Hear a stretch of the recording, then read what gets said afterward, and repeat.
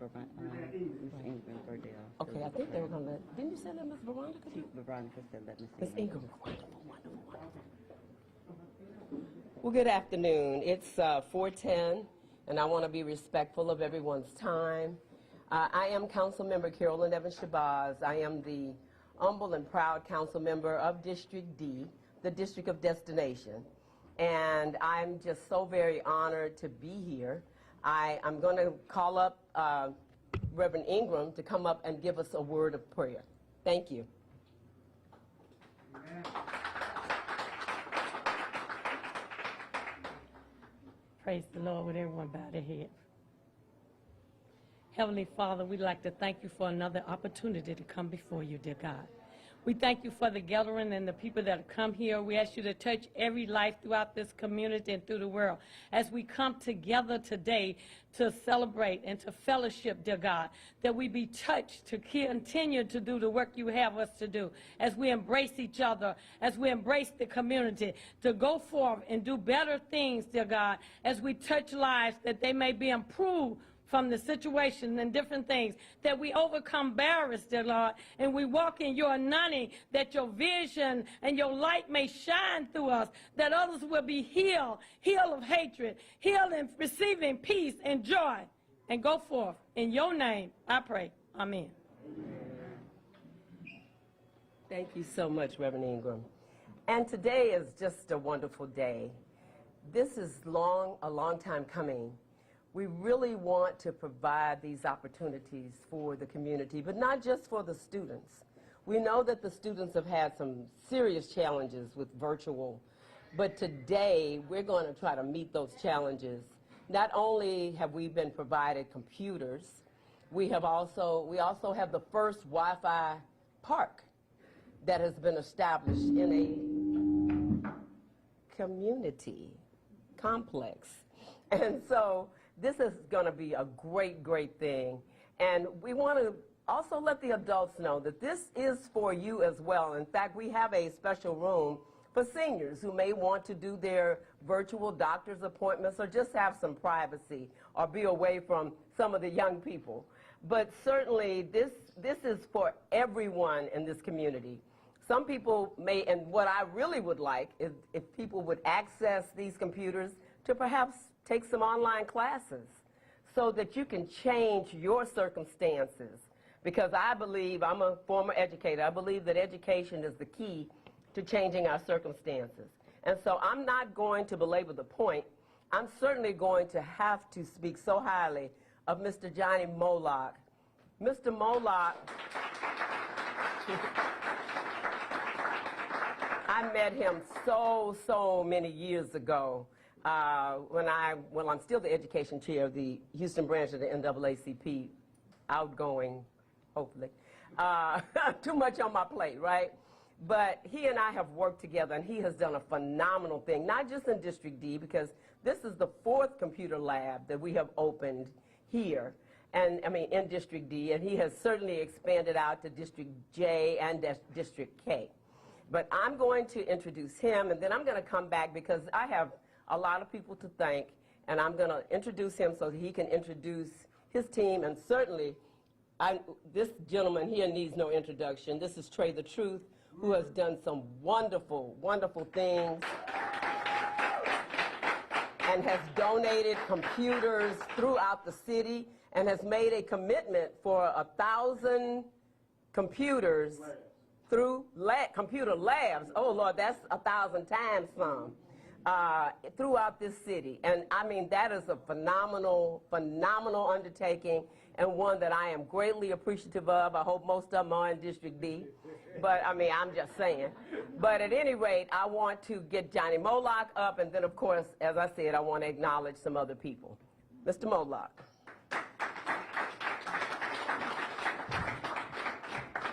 Thank you, Councilwoman. Thanks for coming out. We're excited about this lab, and on this day, thank you. Thank you, Father. Just real quick, we have this. I'm going to just tell you what we have here. This here is a computer room, virtual training room, where we have a computer connected to a big screen So we can zoom in a teacher, and they can be training from here. So we got all those laptops, about 25 laptops back there. This morning we had it set up where you can see all the students in the laptops facing here, so they can do group training, group learning here. In the next room here, we have a regular lab with about 12 computers and a group learning computer there with a big TV there for group learning also. Across the hall, we have the senior room where seniors can do their medical appointments online. And back there, we have the YMCA. The YMCA has been here for years, and now they have the laptops. We have a cabinet that we can lock them up in the evening and power them up, power station, laptop station, where we can do the laptops, but the laptops for after school with the YMCA, they're going to use them from 3:30 to 6:30. But then during the other hours, they can be used for ESL, GED, and the training we got in here for seniors and adults. But the most thing we're excited about is this is the first apartment complex to have a Wi-Fi park. So outside, we got,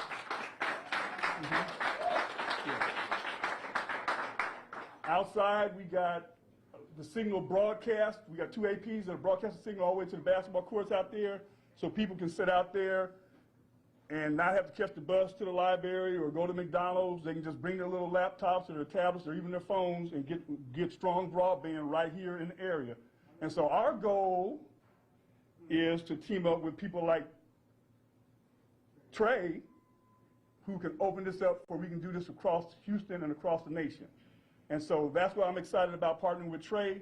This is our first official one with him. He helped open the doors, helped us get this one here. And so now we're going to try to get everywhere else we can. So without further ado, I'm going to let Trey tell you why he's involved with us. He got excited when I first told him about this.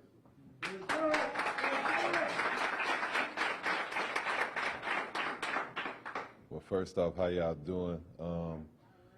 Definitely, Ms. Shabazz, Johnny. I mean, I felt it was mandatory for me to be part of this. And when I say mandatory, I tell people all the time, anything or any crisis or any situation that go on in Houston, me and my team relief gang, we dedicated to be on the front line. This one kind of special to me because I remember when I came out, they had me doing, I believe it was a voters, what was that? A voters registration. I didn't want to say the wrong word, but yeah, I do so much. But yeah, voters registration, and they came to me and they're like, man, we really been trying to get these computers, to get this computer center, get these computers going for these kids, but the opportunity, like, it just seemed like it's just a bunch of hurdles. And I remember talking to them instantly, and I was like, man, well, don't worry about that. I guarantee you we're going to get that together. And I think maybe a week or two went by. You know, everybody was busy.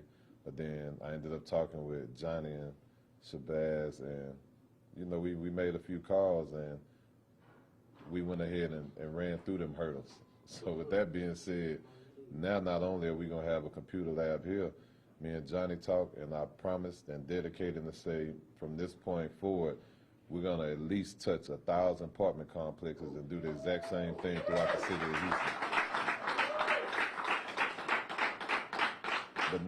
But not only is this important because, shout out to Ms. Veronica, she always allow us over here to do whatever we want to do.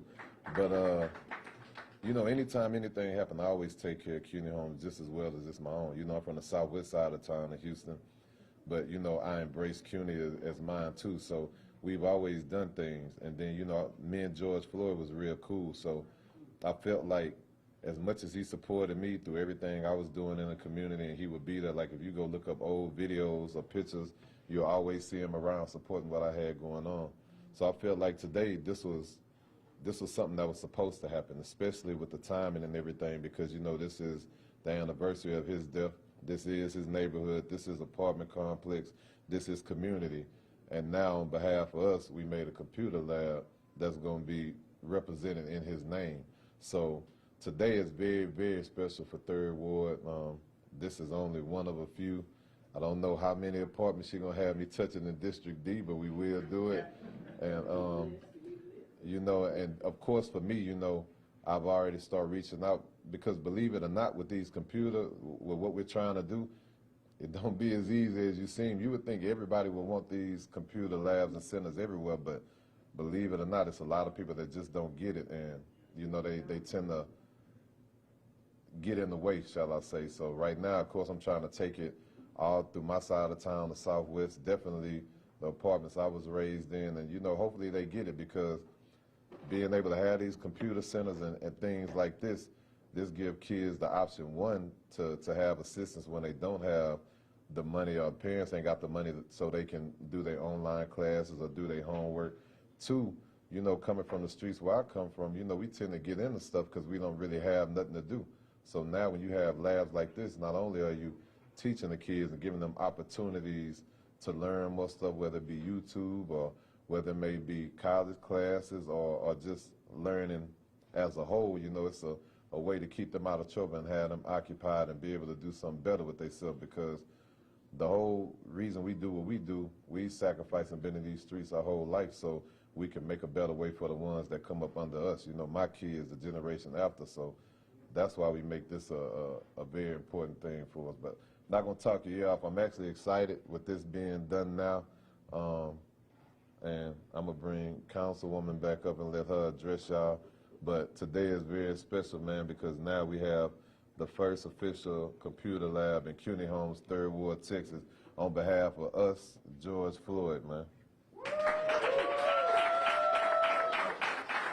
You know, I have to say, Trey the Truth is so cool that I can't tell when he's excited, right? I'm for real. I mean, he's like, whatever, and whatever, but he gets the job done, and that's the most important thing. I certainly need to recognize the Houston Housing Authority. I really appreciate the presence of the board chair, Mr. Lawrence Snowden. And then we have the interim director, Mark Thiele, who is here as well, and I think he's going to bring us some words, but hold on a minute. And certainly, I can't say enough about Veronica DuBose.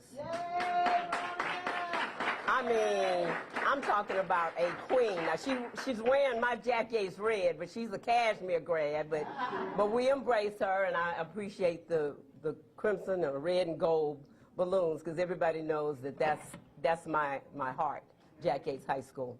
And so certainly, and that was also where George Floyd went to school. Now, his sister, LaTanya, is supposed to be here. I don't know, the weather is so bad, but she's supposed to be here because the rest of the family actually went to Washington, D.C., but she committed to being here. And so I have a very personal friend that I asked, of course, at the last minute to come. She is a poet. She is everything that you can think of in terms of just a wonderful spiritual woman. And some of you already know her, but she's going to come up and share a word of poetry with us. And Sister Mama Sonia.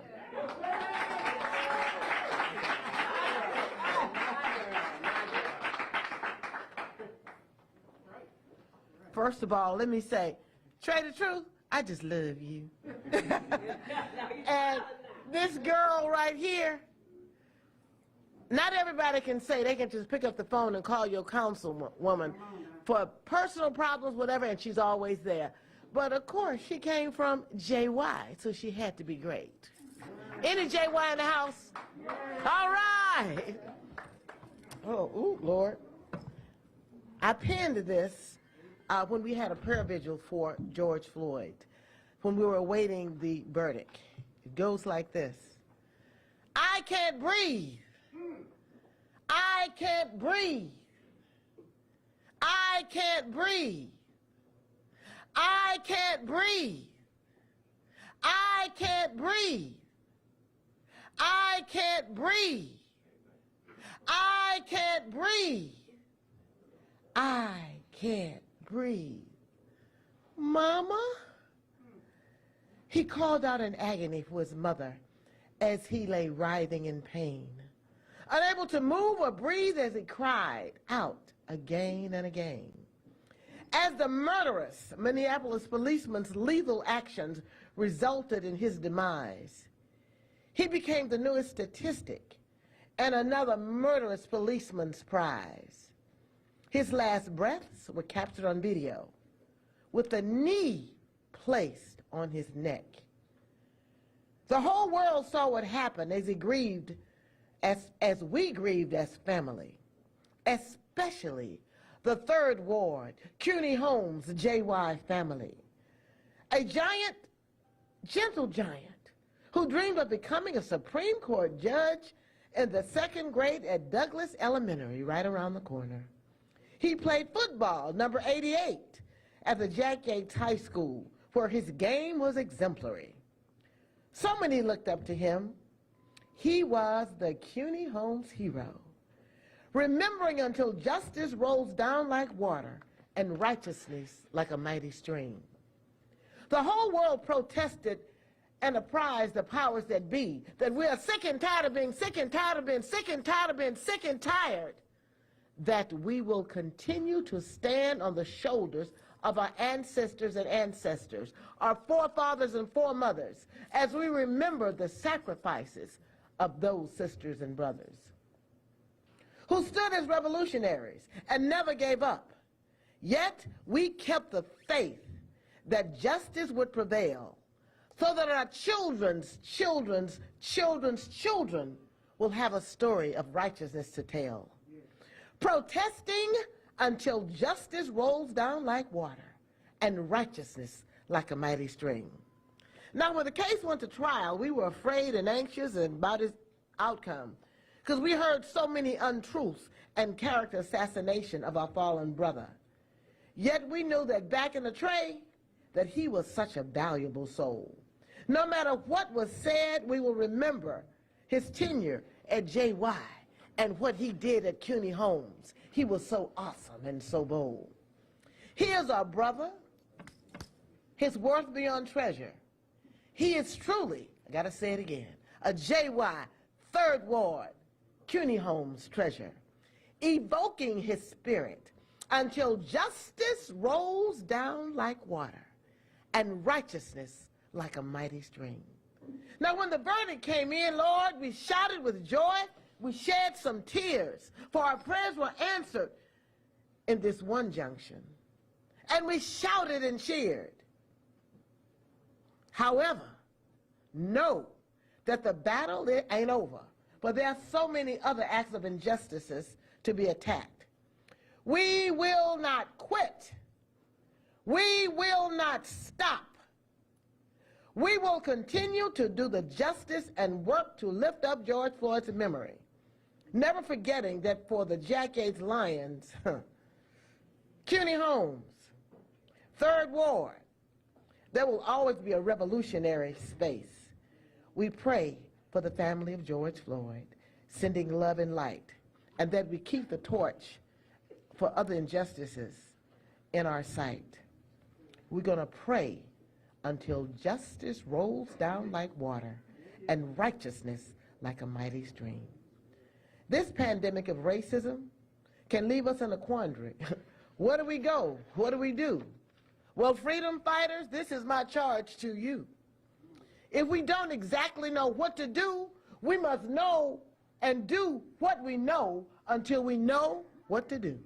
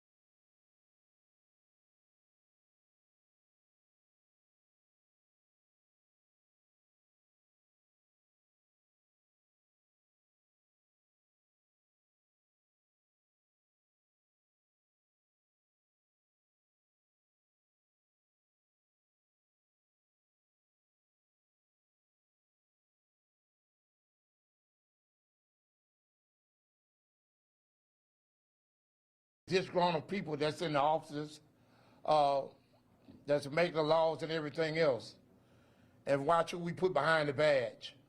You have to start at the core, or who you putting behind the badge, who you put in the police academy.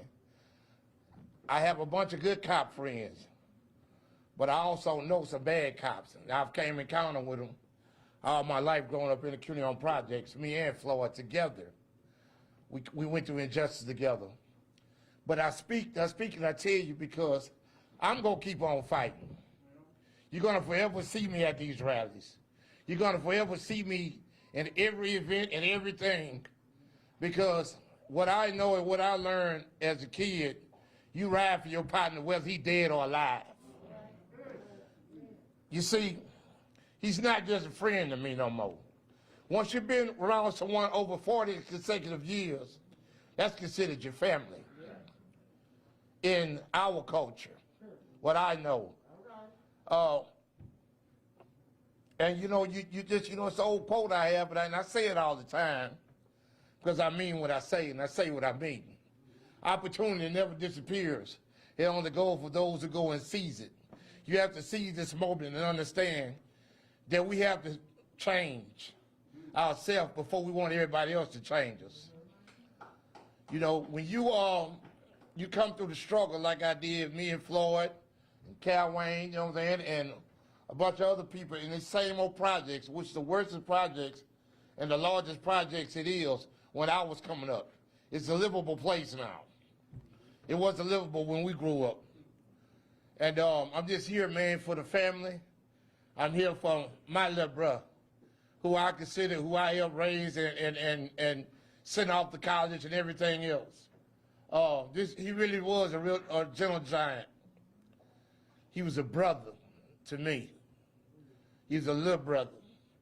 I'd never forget him, and I know the world won't never forget who George Floyd is.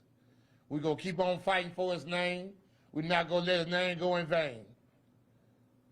So we'll forever be saying, what's his name? George Floyd. What's his name? George Floyd. Because that's what we're going to keep on saying. I shall breathe for him. And I ask you to help me breathe for him. Because he was someone. What Minneapolis thought they had when they got him, they thought he was, he's just a little dope fiend. He ain't nothing. He one of the other dope fiends out of Houston, Texas. I tell you the story. I tell you what they were thinking. Like, oh, we got one today. They didn't understand that there was somebody sitting up above saying, okay, yeah, but that's my angel. He was a sacrificial lamb. And it takes a village to keep on doing what we're doing to fight for injustice in America. I love my culture, and I love everybody that bleed red. That's why the title that I have is human rights activist. It's not no regular activist now. I'm a human rights activist because I'm fighting for injustice now as I speak to you. I thank you. The Floyd family thanks you. Cuney on Project thanks you. Because y'all been there for this whole year, the whole world. And we want you to keep on being here for us. And guess what? We need help. We need some after-school programs. So we won't have these struggles like Floyd had. We need some help from the outside. Because guess what? In the Cuney homes, we were people too. Hallelujah. Yeah, we are human beings. Yeah, we are human beings. And thank y'all, and God bless y'all, man. And y'all keep this fight up. Let's keep this thing going, man. Because if we keep this thing going, we can change all this injustice, all this bipartisanship with the Senate and everything. Thank you, and God bless you all. Thank you, Mr. Keynes. I really appreciate that. It's just something about hearing from somebody that knew George Floyd personally that really, really has to touch your heart. And so at this time, I'm going to ask the interim director, Mr. Mark Thiele, to come up and give a couple of words on behalf of the Houston Housing Authority. Thank you.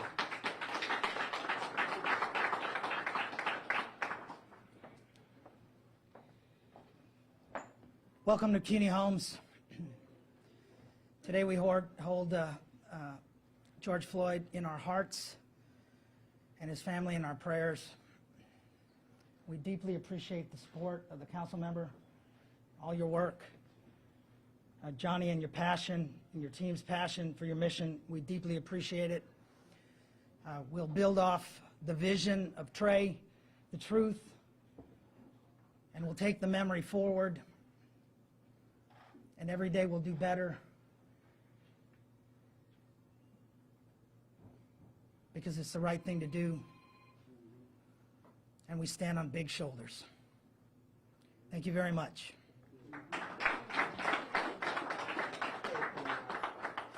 And I don't know, Mark comes to a lot of events over here, and I really, really appreciate him coming. At this time, I want to recognize a representative of Commissioner Rodney Ellis. I got a message from Kathy Bluford Daniels from the Houston School Board, and certainly one of our fighters who's right there right now, Mr. Boris Miles, Senator Boris Miles, who's right now fighting for us up in the legislature.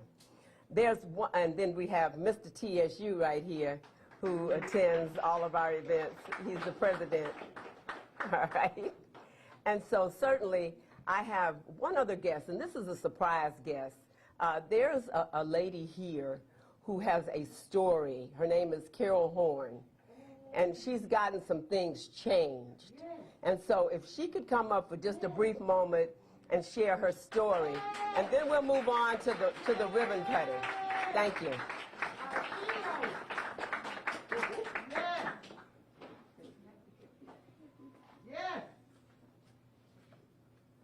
Hello, I just thought I was coming to support. I did not know. You gotta stay ready.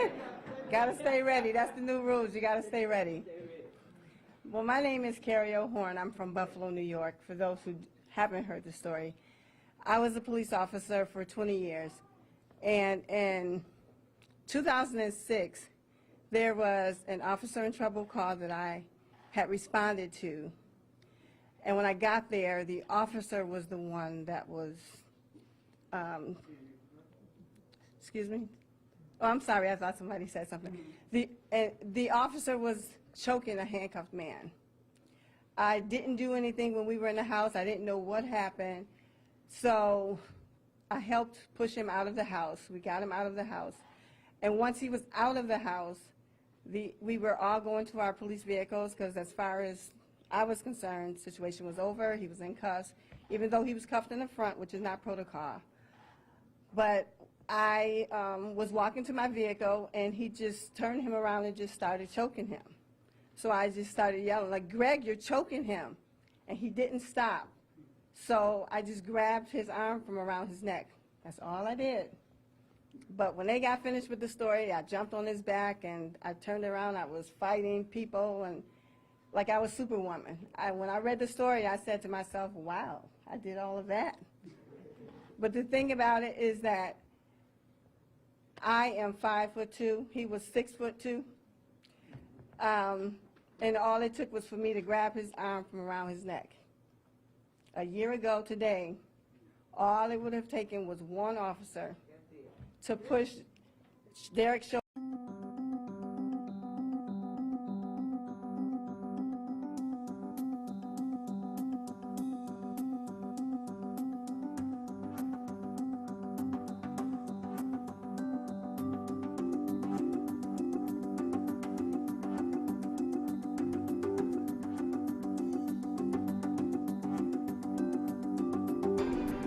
Carrio's law, which was a law that I had wrote because I said, I don't want this to ever happen again. I don't want another officer to have to go through what I went through for doing the right thing.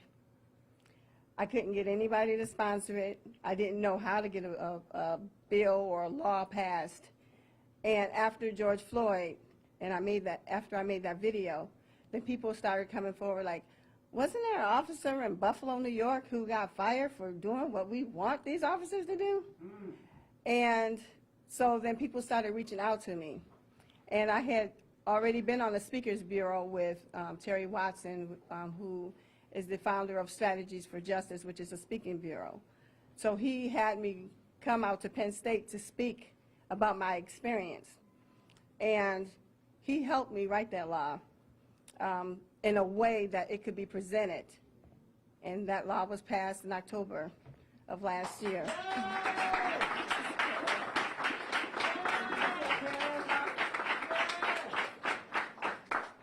So I encourage, because it wasn't just me, it was a group effort. We had the politicians on board, we had police officer, which was me, and that decision to fire me was overturned April 13th of this year. So now I am eligible to get a pension. I don't have a pension yet, but I am eligible to get that pension.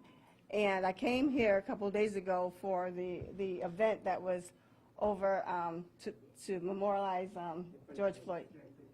And I was supposed to be gone, but I'm still here, and I'm glad that I'm still here because this is really important, and it's really important that we hold our politicians' feet to the fire because we elect them, they work for us, and we are the change that we're looking for.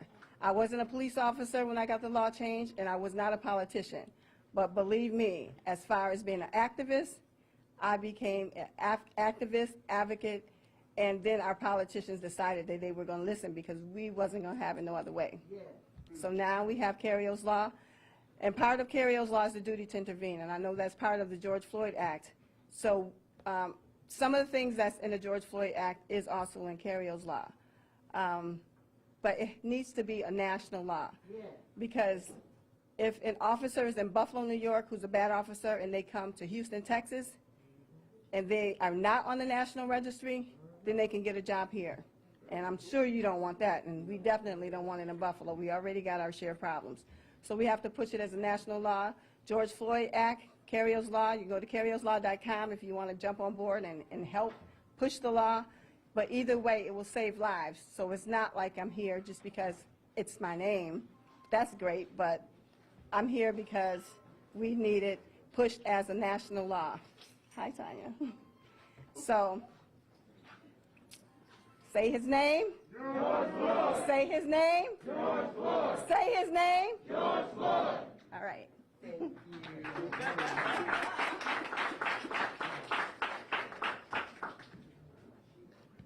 If we had more officers like that, then a lot of this wouldn't happen. And not only was she fired, he hit her in her face. So she didn't tell you that part.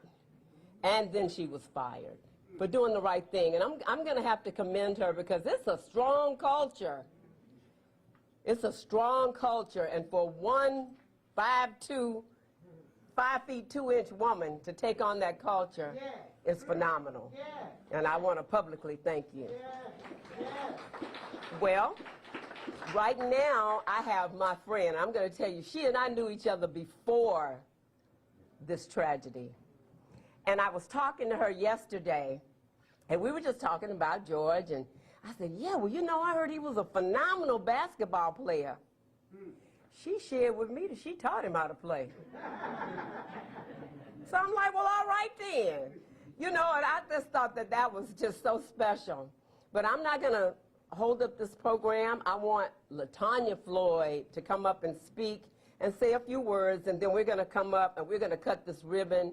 And certainly Mr. Johnny Moloch needs to thank some people, such as AT&T and others. And then I see Dr. Siddiqui here, the president of the Houston Community College Central Campus. And those are some of the places that I want people to access. Go online. We have Texas Southern University. Go online. Take some classes. Use this computer center to better yourselves, to enhance the quality of life for yourself and your families. So, without further ado, I'm going to get LaTanya. And you know, I sent her a text today. I know this has to be a very difficult day. You know, I lost my own brother last year, and certainly not in this kind of circumstance. But the anniversary of the death is particularly difficult. If you know, if you've lost a loved one, and I think everybody in here has, when you reflect on that day, it's just really, really a heaviness. So I thank her so much. I see the sun did come out. And I'm thankful for that because that helps us as well. And so without further ado, I'll have my friend, LaTanya Floyd. All right.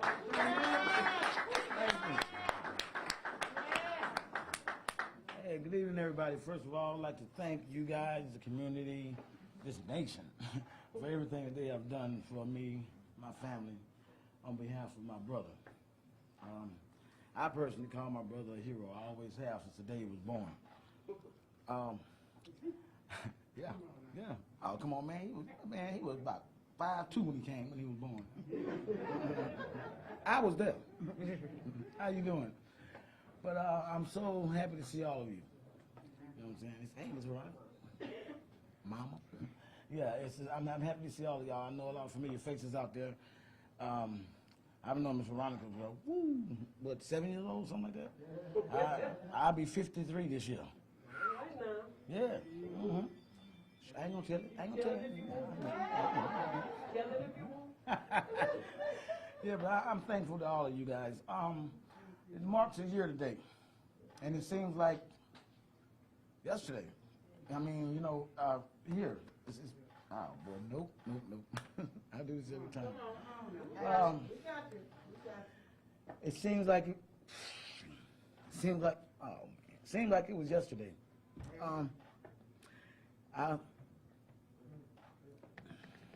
I look at pictures of paintings of me and my brother, and How do you like they do in church? Come on. And I cried so bad last night. It was 12 o'clock. I mean, my eyes are red. I'm just puffy, and I just can't stop. And I know nobody blames me. He is a great guy because he lives amongst all of us. Right now, he's here. I feel his spirit everywhere I go.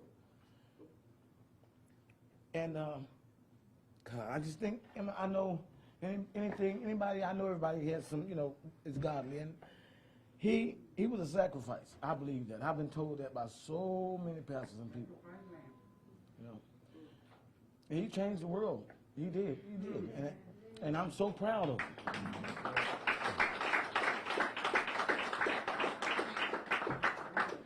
He made it before I did. God got him.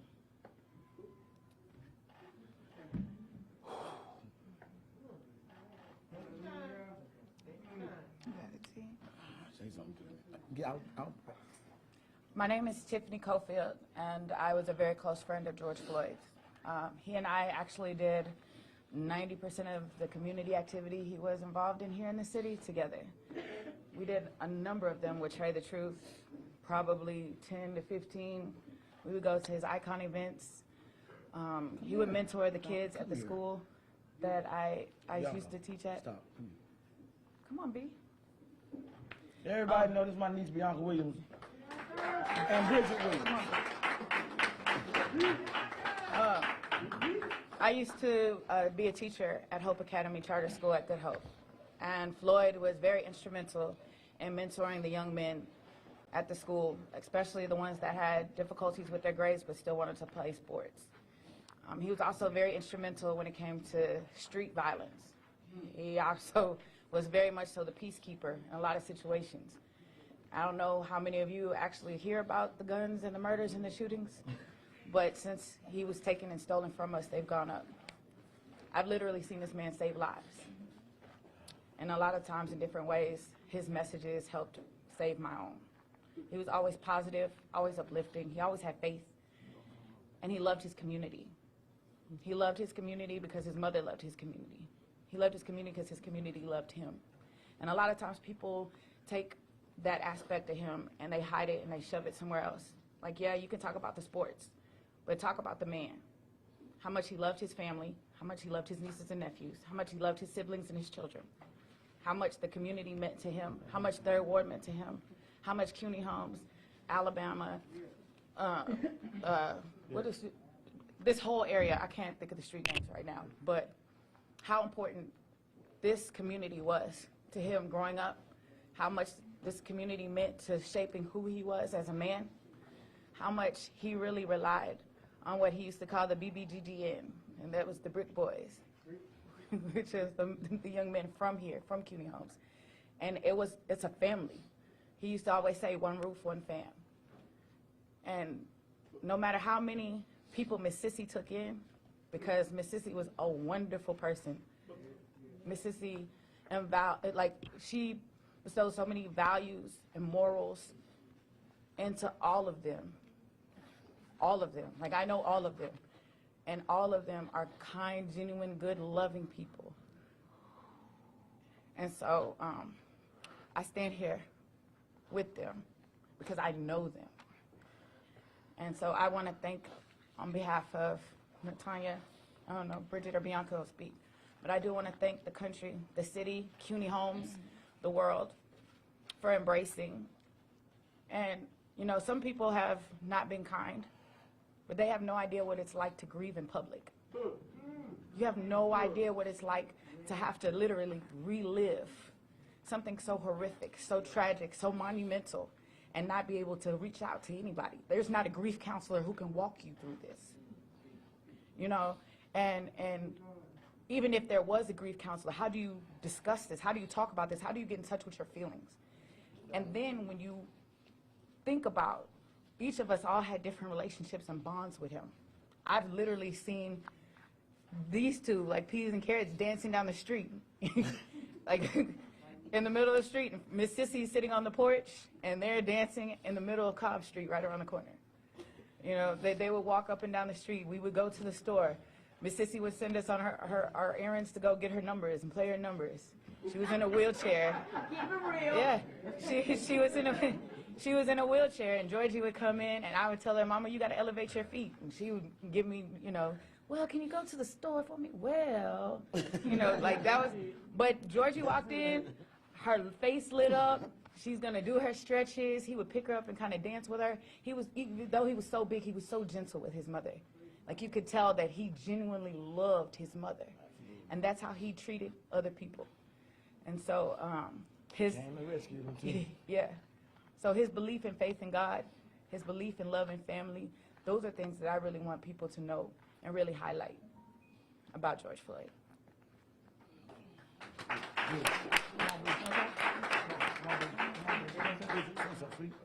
Okay.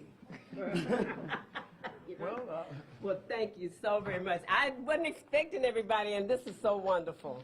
This is so very wonderful. And I'm going to tell you, if you know this lady right here, then you know how sweet he must have been, because she is a sweetheart, okay? Okay. For coming through this inclement weather for this wonderful event.